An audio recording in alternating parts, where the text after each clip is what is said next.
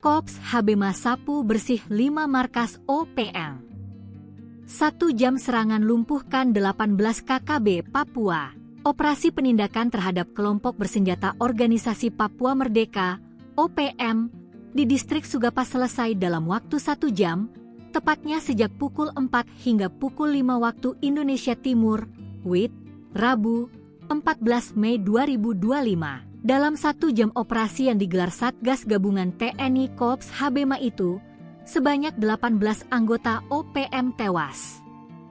Operasi menyasar sejumlah titik, yakni Kampung Titigi, Ndugu Siga, Jaindapa, Sugapa Lama, dan Zanamba.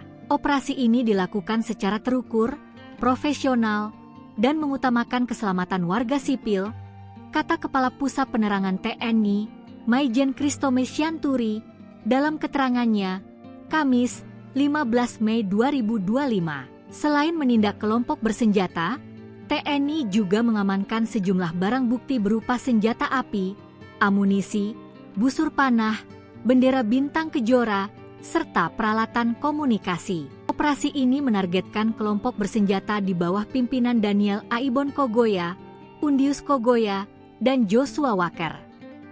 2 wilayah yang sebelumnya menjadi basis kelompok tersebut, yakni Sugapa Lama dan Kampung Bambu Kuning, kini dinyatakan steril dari aktivitas separatis.